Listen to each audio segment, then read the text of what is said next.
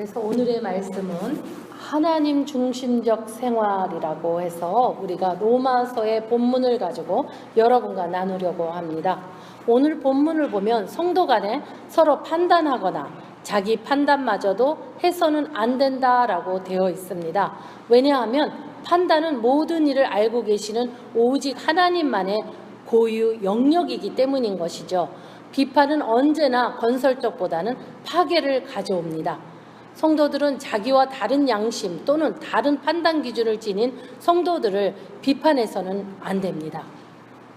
하나님의 중심 삶을 살아야 할 그리스도인들은 마땅히 자기 중심적인 비판이나 판단을 금해야 합니다. 최종적인 하나님의 심판대에서 각자가 하나님에게 직접 판단을 받도록 해야만 한다라는 것입니다. 그래서 마태복음에서 7번 베드로가 예수님에게 물어봅니다. 7번 용서합니까? 라고 했을 때 하나님께서 아니다라고 이야기했습니다. 그 말은 우리가 언제까지 끝까지 용서하라 라는 뜻인 것입니다.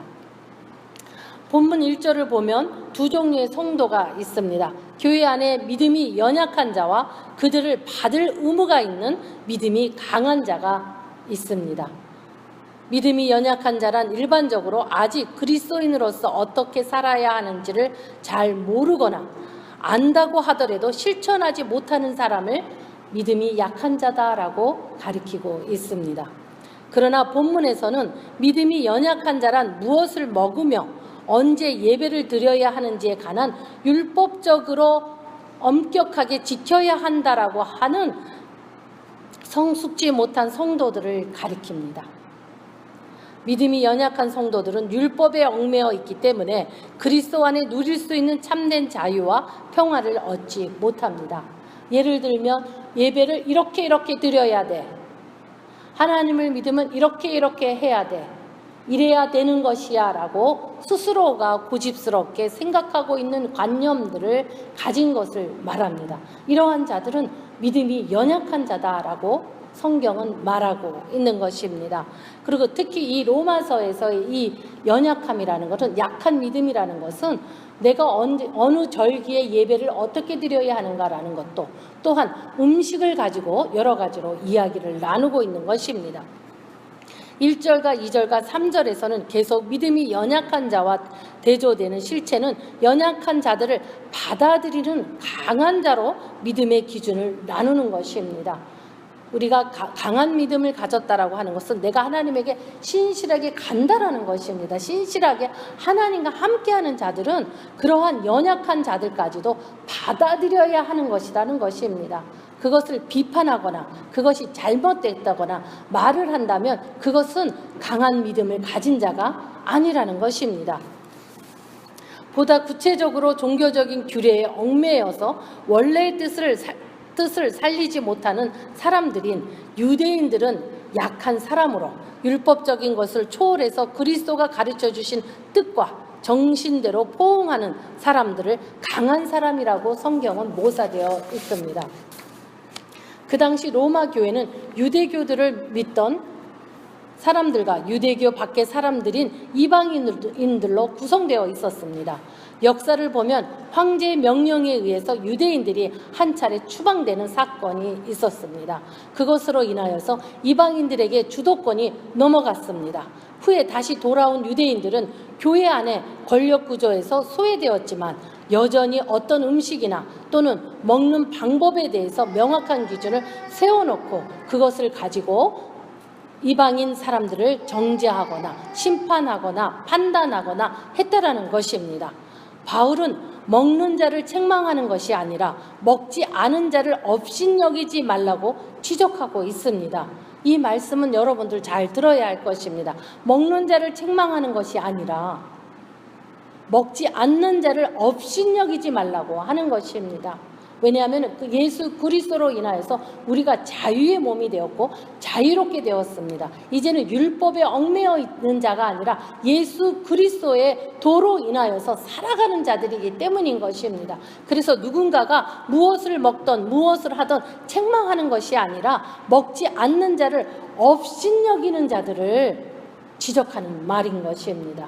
그 말은 곧 내가 더 많은 것을 알고 있다라는 것이고 내가 더 그들보다 더 많은 선행과 하나님에게 가까이 있다라는 것으로 표현되기 때문인 것입니다. 이것을 바로 영적 교만이다라고 이야기하는 것이죠. 그래서 바울 자신이 내 개인적인 입장은 강한 자임을 밝히고 있는 것입니다.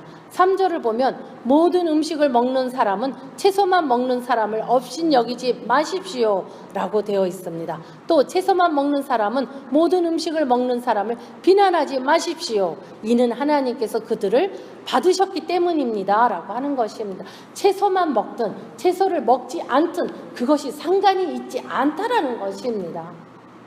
우리가 예수 그리스도의 도를 따라가는 것이 중요한 것이지 우리가 무엇을 먹느냐가 중요한 것이 아니라는 것입니다. 그러나 지금 현재 크리스찬들도 유교적인 사상으로 이렇게 해야 돼, 교회에서 이렇게 행해야 돼 라고 주장하시는 분들도 있습니다. 근데 그러한 사람들을 무엇이냐면 연약한 자들의 믿음을 가진 자라고 이야기하고 있는 것입니다. 나 중심의 생활은 모든 면에서 자기 자신에게 이렇게 보일 수는 있습니다. 그러나 이것은 이기주의적인 생활입니다. 자신을 표준으로 삼아 남을 판단하고 업신여기는 생활일 뿐인 것입니다. 이러한 사람들은 자신의 관념을 호용하고 주장하면서 스스로는 하나님의 진리를 위해 싸우고 있다고 생각하고 있습니다. 이것을 우리는 망각이라고 이야기합니다. 나는 하나님을 신실하게 믿기 때문에 이렇게 해야 된다라고 자기의 중심적 사고로 이야기를 하고 있는 것입니다. 그리고는 스스로는 하나님의 진리를 위해서 싸우고 있다고 말하는 이러한 망각 속에 빠지는, 그래서 사도 바울이 스스로 자신을 속이지 말라라고 이야기를 했던 것입니다. 실상 그들은 그리스도의 몸의 건축 가운데 역사하시는 하나님을 망각하고 있는 것입니다. 그런데 자기 중심의 생활을 하는 사람들은 믿음이 약한 자 중에 있고 믿음이 강한 자 중에도 있다라는 것입니다. 오늘 본문은 그렇게 이야기하고 있습니다. 믿음이 약한 자는 강한 자를 비난하지 못하며 강한 믿음을 가진 자는 믿음이 약한 자를 비난하지 못하는 것입니다. 근데 만약에 내가 강한 믿음을 가지고 있다고 하면서 약한 자를 비난한다면 그거 역시 약한 믿음이다라는 것입니다. 서로 업신여기고 경멸한다면 하나님의 중심의 삶을 살고 있지 못하는 것입니다. 사도 바울은 교회 안에서 하나님 중심으로 사는 성도의 4가지의 법칙에 대해서 오늘 말씀하고 있습니다. 1절에 한마디로 받아들이라고 합니다. 하나님께서는 우리를 있는 그대로 받아주신 것처럼 숨은 동기를 품지 말고 있는 그대로 받아들이라는 것입니다. 2번째 법칙은 업신여기지 말라라는 것입니다. 특별히 믿음이 강한 성도들은 다른 성도를 경시하기 쉬우며 영적 교만에 빠지기가 쉽습니다. 그러나 하나님의 마음을 살피는 성도는 자신의 기준으로 이웃을 업신여기지 않는다는 것입니다. 3번째 법칙은 판단하지 말라라는 것입니다. 특히 믿음이 약한 성도들은 이 유혹에 빠지기가 쉽습니다. 그러나 사람들이 그리스도인이 되고 그리스도인으로서 계속 살아가는 것은 전적으로 하나님께서 하시는 일이시기 때문인 것입니다. 왜 판단하지 마라가 특별히 믿음이 약한 자들이 이 유혹에 빠지기 쉽다라고 성경은 말하고 있습니까? 왜냐하면 자기의 생각이, 자기 중심적 생각이 옳다라고 주장하고 고집을 피우기 때문인 것입니다. 그렇기 때문에 그의 믿음은 약한 믿음이 되는 것입니다. 4번째 법칙은 각자가 확신을 가지고 살아야 한다는 것입니다. 우리는 하나님을 기쁘게 해드리는 생활을 해야 합니다. 그러나 방법은 각자의 생각과 능력에 따라 다를 수 있습니다. 이 법칙은 방종으로서의 자유가 아닙니다. 책임 있는 신앙의 자유가 개인에게 철저히 주어졌음을 명심해야 할 것입니다. 성도 여러분, 오늘 8절에 우리가 산다면 그것은 주님을 위해 사는 것이고 죽는다면 주님을 위해 죽는 것입니다. 여러분들이 두려워하는 것이 무엇입니까? 무엇이 여러분의 마음을 죽을 것 같이 만들고 있습니까? 여러분들의 마음에 근심 걱정이 무엇인 것입니까? 그것이 바로 우리는 죽는다고 할지라도 주님을 위해서 죽는 자들이 되어야 할 것입니다. 그러므로 살든지 죽든지 우리는 주님의 것이 되어야 합니다. 우리는 다 하나님의 심판대 앞에 설 사람들입니다. 나는 믿음이 좋아서 나는 하나님의 심판대에 서지 않을 것이라고 혹시 생각하는 성도분이 계십니까? 그렇지 않습니다. 우리는 약한 믿음이든 강한 믿음이든 우리는 하나님의 심판대에 설 것입니다. 그때 여러분들 부끄러운 자들이 되지 않으시기를 바랍니다. 성도 여러분, 자기 성찰은 자신을 겸손하게 만듭니다. 타인을 판단하거나 정죄하는 죄로부터 벗어나게 합니다. 그래서 우리는 끝없이 자기 자신을 반성하며 성찰해야만 하는 것입니다. 나를 모르고는 이웃을 알 수가 없습니다. 또 나를 모르고는 하나님을 사랑한다고 말할 수 없습니다. 나를 모르고는 하나님을 믿는다고도 말할 수 없는 것입니다. 그래서 우리는 성령으로 지어져 있는 이 성경 말씀이 우리 마음에 비춰야만 하는 것입니다. 그래서 그 말씀 중심으로 살아가는 것이 하나님 중심적인 생활을 하는 그리스도인이 되는 것입니다. 성도 여러분, 나의 중심의 생활이 아니라 하나님 중심의 신앙생활을 하는 그러한 성도님들이 되시기를 바랍니다. 특별히 교회 생활에서 다른 사람을 판단하지 마십시오. 오직 자신을 살펴서 장래의 심판대에 오를 그리스도 앞에서 부끄럽지 않게끔 여러분들이 그 자신을 세워 나가야만 할 것입니다. 여러분들 어떻습니까?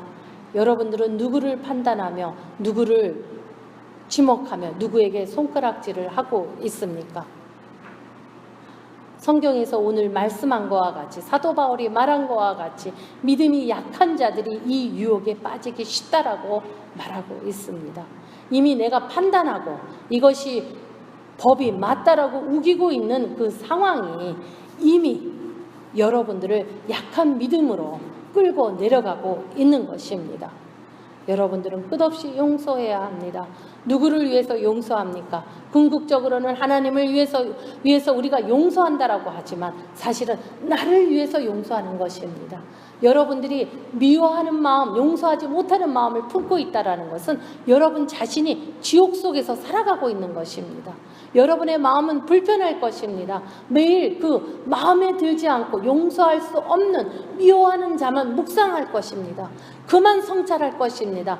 그 사람만을 성찰하며 살아갈 것입니다. 그렇기 때문에 나의 인격이 그 내가 원하지 않는 그 사람의 모습으로 점점 변해갈 것입니다. 그래서 어느 날 내가 좋아하지 않고 용서할 수 없는 그 사람의 모습으로 살아가고 있게 되는 것입니다. 어떻습니까, 여러분? 여러분의 마음에 누구를 품었습니까? 미워하는 자를 품고 곱씹고 계십니까? 아니면 예수 그리스도의 말씀을 생각하고 있습니까? 여러분에게 선택해야 할 선택권이기도 하지만 명령이기도 합니다. 여러분들의 마음을 버리고 하나님의 말씀으로 채우시고 하나님 중심적 생활로 돌아가기를 성경은 말하고 있습니다. 성도 여러분, 여러분들은 많은 훈련과 성경 말씀으로 자라왔습니다.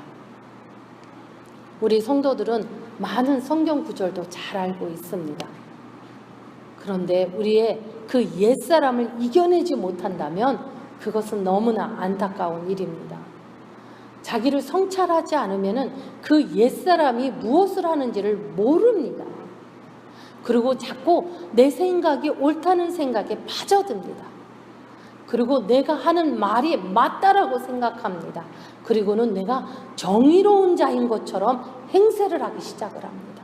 그래서 하나님의 나라를 위해서 지금 싸우고 있다라고 착각까지 가기 시작을 합니다. 그 망각의 늪에 빠지게 되면은 나오기가 너무나 어렵습니다. 살아날 수가 없습니다. 그리고는 사람들 앞에서 내가 약한 믿음인데 약한 믿음이 아닌 것처럼 내가 더 많은 법을 아는 것처럼 행사하기 위해서 약한 사람들을 더욱더 업신여기고 경멸하고 하면서 언행이 나빠지고 또 심판하고 판단하고 하는 이러한 일들이 일어납니다. 좋은 목자 교회 성도 여러분, 여러분들은 끝없이 용서하는 자들 되십시오. 그리고 자기 자신을 늘 성찰하는 자들이 되시기를 바랍니다. 그래서 하나님 중심적인 사고를 가지고 생활하는 복된 여러분 되시기를 주 예수 그리스도의 이름으로 축원합니다. 묵상하겠습니다.